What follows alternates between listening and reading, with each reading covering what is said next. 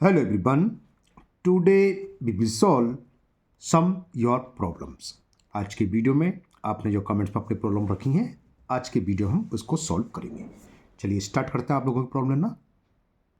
तो first question है, if the zeros of the polynomials ax square plus bx+b is equal 0 are in the ratio m/n, then find the value of under root m/n plus under root n/n. और इसके अलावा एक problem और है, और ये पूछी है तृप्ति वासनी ने. ओके तृप्ति जी, आपकी प्रॉब्लम सॉल्व करते हैं, समझिए अच्छे से. क्या है इसमें, हमें जो जीरोज हैं उनका रेशो दे रखा है m/n. हम जीरोज मानते ज़्यादातर नॉर्मली हम अल्फा एंड बीटा से रिप्रेजेंट करते हैं ना. तो इसका सॉल्यूशन देख लीजिए आप. रेशो बिटवीन जीरो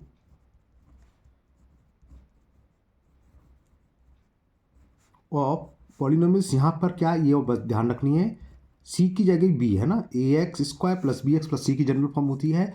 यहाँ ax square plus bx plus b दे रखा है ना. तो रेशो इक्वल जीरो नहीं होगा, ये मैंने गलत लिख दिया ना. पॉलिनोमियल्स होता है तो इक्वल जीरो नहीं होता, वरना इक्वेशन हो जाती है. खाली इतना ही दिया होगा, ax square plus bx plus b. तो ratio between zeros of ax square plus bx plus b is m/n. यानी कि हमें, जब हम जनरली अल्फा बीटा मानते हैं, तो अल्फा बीटा का रेशो हमें दे रखा है m/n. ओके, यहाँ तक तो क्लियर है, कोई समझ डाउट ही नहीं होगा, समझ में आ गया, सीधी बात है. अब जब कभी भी रेशो में गिवन हो, कोई भी क्वांटिटी हो, कोई भी चीज़ हो, यहाँ जीरोज रखें, तो हम वही न्यूमेरिकल वैल्यू को, यहाँ mn हो सकता 3:4 दिया होता, तो कहने का मतलब जो भी रेशो में रखा है उसी मानेंगे, साथ में एक वेरिएबल लगा देंगे, ऐसा वेरिएबल जो हमें गिवन ना हो. यहाँ a भी है, x भी है, b भी है, तो इसके अलावा कुछ भी लगा दो, मान लो k. तो हमने मान लिया कि let the value of alpha is, ratio क्या दे रखा है m, और इसके साथ एक variable k, and beta is value किसकी दे रखी है, रेशो की n, और इसके साथ भी सेम वेरिएबल लगाएंगे, एम के और एन के हमने मान लिया. अब हमें ये मालूम है सम ऑफ जीरोस क्या होता है, -b/a. ये हमें फॉर्मूला पढ़ा है कि alpha plus beta equal to -b/a होता है. b से मतलब कोफिशिएंट ऑफ x, और इसे मतलब कांस्टेंट टर्म जो यहाँ पर c है.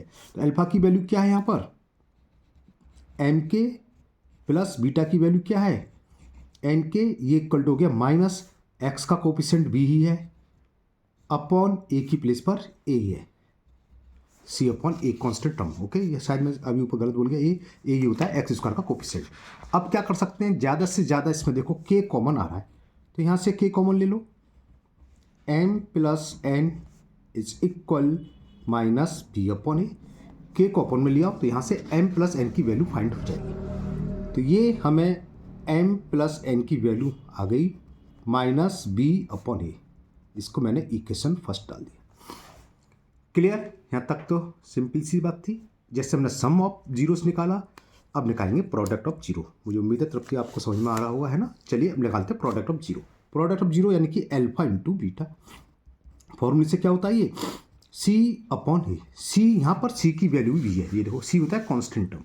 तो कॉन्स्टेंट टर्म क्या है यहाँ b, तो यहाँ b, c की वैल्यू b है और b की वैल्यू b है, a की जगह a है, तो c की जगह b लगा देना. और अल्फा की वैल्यू हमने क्या मानी थी ऊपर, m के, तो m के इंटू बीटा, बीटा की वैल्यू है n के, इज इक्वल c की वैल्यू यहाँ b है और a की a है. तो इसको अगर सॉल्व करेंगे तो क्या आएगा, m इंटू n और k इंटू के क्या हो जाएगा, k square is equal b/a. ठीक है, k स्क्वायर को अपन में ले आओ, तो ये mn की वैल्यू आ गई b/a k स्क्वायर. इसको मैंने सेकंड नाम दे दिया. हमें वैल्यू किसकी फाइंड करनी है वो देखें. हमें वैल्यू फाइंड करनी है under root m/n plus n/n. तो यही लिख लेते हैं आप, और इसे सॉल्व करेंगे. mn की वैल्यू फर्स्ट और सेकंड से पुट कर देंगे. तो now we will solve under root m/n plus under root n/n. ये वैल्यू फाइंड करनी है. तो देखिए किसके इक्वल होगा, एलसीएम क्या आ जाएगा, under root n under root m का एलसीएम लेंगे तो अंडर रूट mn एलसीएम आएगा, है ना.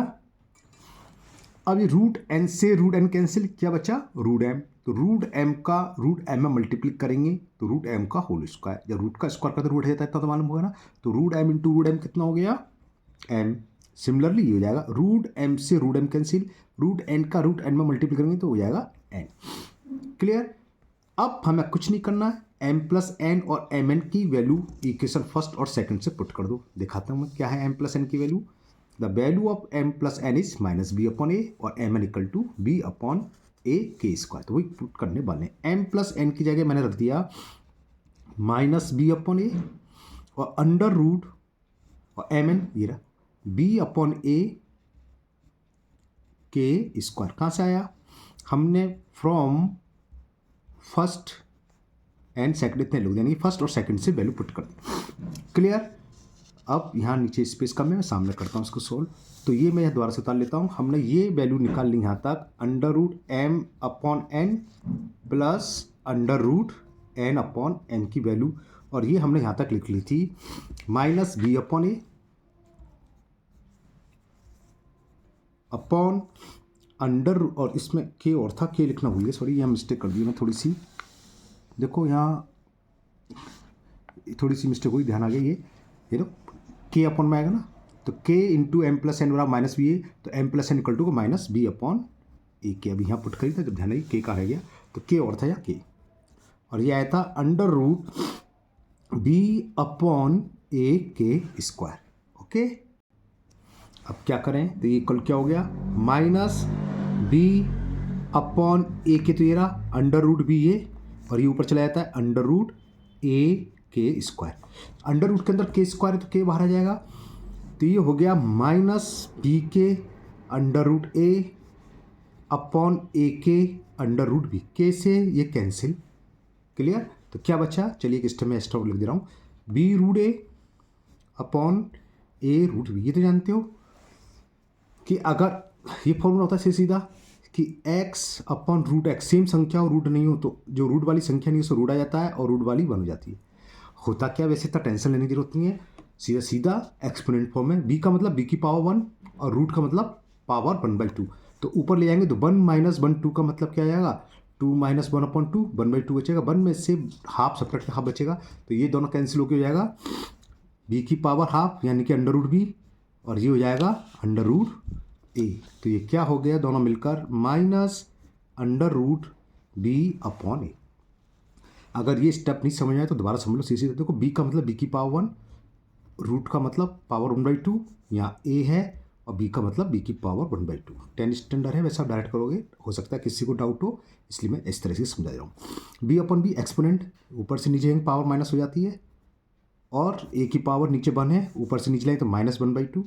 1 में से हाफ सब्ट्रैक्ट करोगे, हाफ ही बचेगा, बी की पावर हाफ और ए की पावर हाफ, हाफ का मतलब रूट, तो ये रूट बी और ये रूट ए, तो पूरा मिलकर माइनस, तो बाहर चली रहा है, तो रूट बी अपॉन ए। तो इसकी वैल्यू जो फाइंड करनी थी root m upon n plus root n upon m equal किसके आ गया? Minus k under root B upon a. Okay Tripti, तो मुझे उम्मीद है आपकी प्रॉब्लम जो भी डाउट था क्लियर हो गया होगा। आपने एक क्वेश्चन और पूछा है, चलिए आपके सेकंड क्वेश्चन को भी सॉल्व करते हैं। तो नेक्स्ट क्वेश्चन तृप्ति वासनी जी का आपका है, ये भी पॉलिनोमियल्स का है। क्वेश्चन है, if alpha and beta are the zeros of the quadratic polynomials F X is equal K X square plus 4x plus 4 such that alpha square plus beta square is equal 24, then find the value of k। चलिए करते हैं इसे भी। यहाँ हमें given है कि alpha and beta are the zeros of given polynomial fx, the value of fx is given kx square plus 4x plus 4, यानी कि a की वैल्यू k है, b की वैल्यू 4 है, coefficient of x and constant term भी 4 है। तो सम of zeros लिखो, क्या होता है? Alpha plus beta minus B upon a minus coefficient of x, क्या है यहाँ? 4, तो माइनस 4 अपॉन ए की वैल्यू क्या है? k। Equation first clear. And product of zero alpha beta, तो अल्फा इंटू बीटा ये होता है सी अपॉन ए, सी का मतलब कांस्टेंट टर्म यहाँ 4 है, अपॉन ए की वैल्यू के है, इसे मैंने सेकंड इक्वेशन डाल दी। और हमें एक रिलेशन दे रखा है कि alpha square plus beta square equal to 24, ये हमें गिवन है, तो ये भी लिख लो। And alpha square plus beta square is equal 24, ये मैंने थर्ड डाल दी। इन तीनों को यूज करते हुए एक हमारे पास एक आइडेंटिटी होती है, आपने पढ़ी है, ए प्लस बी का होल स्क्वायर, वही। तो क्या होगा? Be know that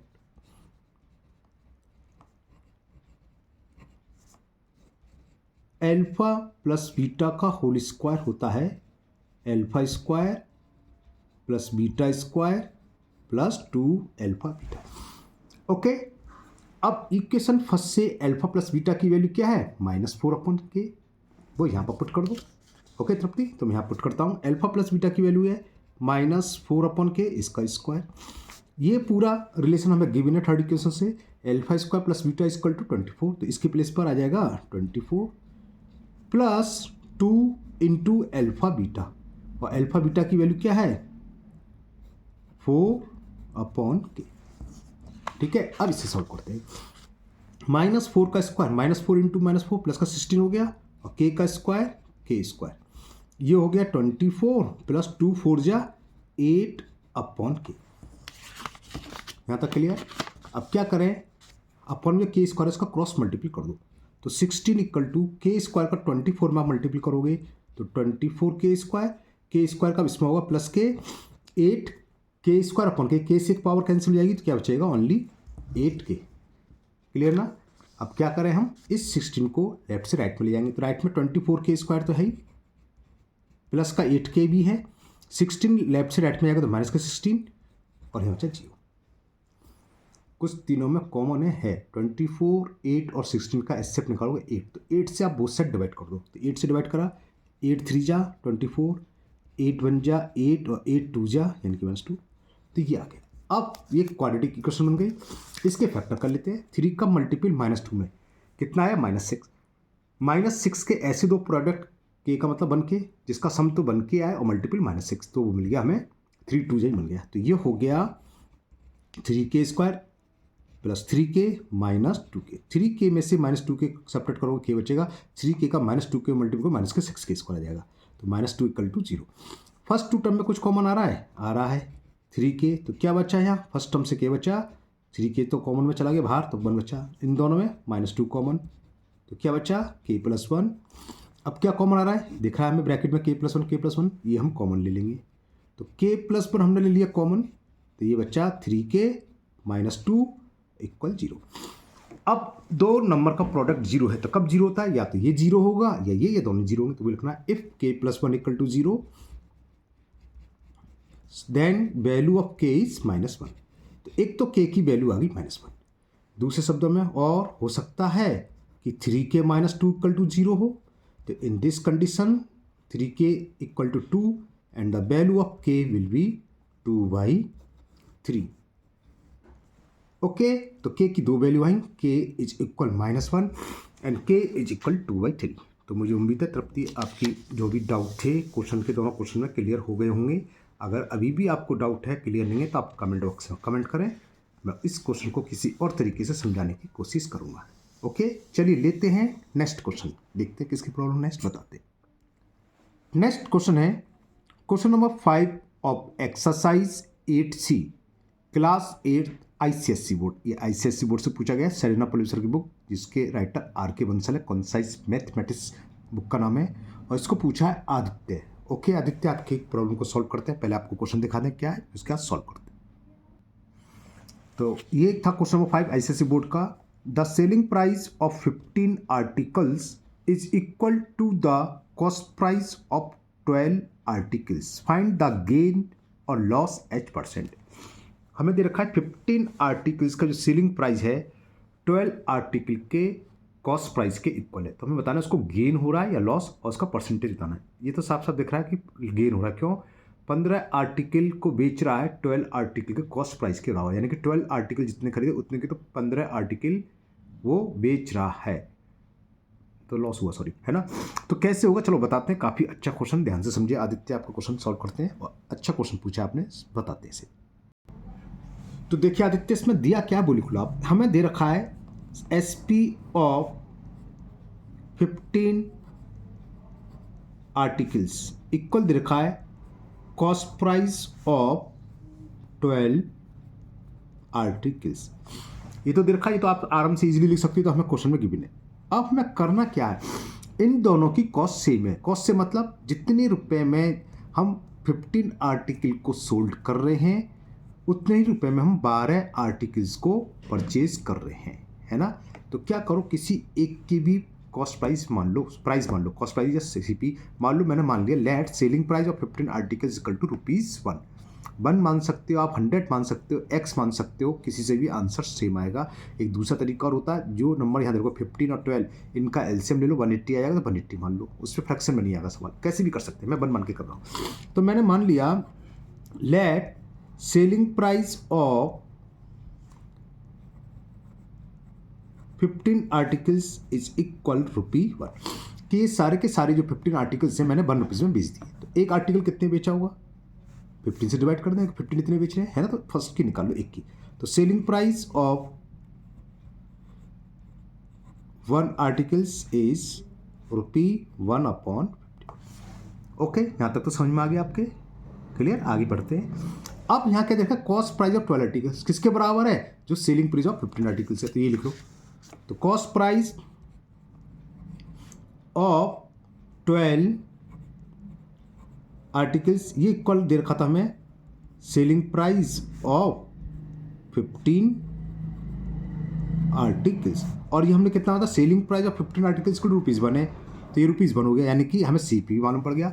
cost price of 12 articles ₹1 है, तो एक आर्टिकल का क्या होगा, बिल्कुल सही सोच रहे हैं आप, 12 से डिवाइड कर दे, तो वही हम करने वाले हैं। कॉस्ट प्राइस ऑफ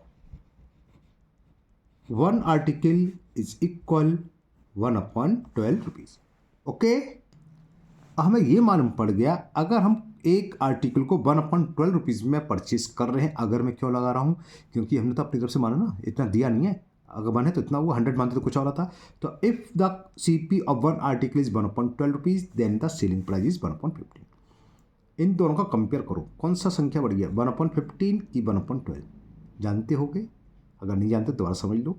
अगर न्यूमरेटर सेम है, तो जिसका डिनोमिनेटर बड़ा हो तो वो फ्रैक्शन छोटा होता है, तो ये छोटा है, या इसका रिवर्स, जिसका डिनोमिनेटर छोटा हो वो फ्रैक्शन बड़ा होता है। कब, जब न्यूमरेटर सेम हो, यहाँ 1 न्यूमरेटर सेम है, डिनोमिनेटर 12 है, तो यानी कि सेलिंग प्राइस छोटा है कॉस्ट प्राइस से। जब सेलिंग प्राइस हो कॉस्ट प्राइस से लेस देन, तब क्या होता है, हम कम खरीद रहे हैं, ₹10 में बेच रहे हैं, कम में, तो लॉस होगा, और लॉस क्या होता है, cost price minus selling price. तो यहाँ लिखना चाहो, या दूसरा तरीका ये समझ लो, ये भी जानते हो आप, सेलिंग प्राइस ये है, क्रॉस मल्टीपल कर दो, यहाँ 12 आ गया, यहाँ 15, जिस साइड की संख्या छोटी वो छोटी, 1/15 क्या था, एसपी, तो एसपी छोटा है, तो यहाँ लिख दो कि SP is less than cost price, so it's so loss, यानी कि हमें क्या हो रहा है, लॉस हो रहा है। तो इट्स सो कि हमें लॉस हुआ, ये पूछा ना, लॉस ऑफ प्रॉफिट जो भी उसको परसेंटेज निकालना, तो पहले लॉस निकाल लो।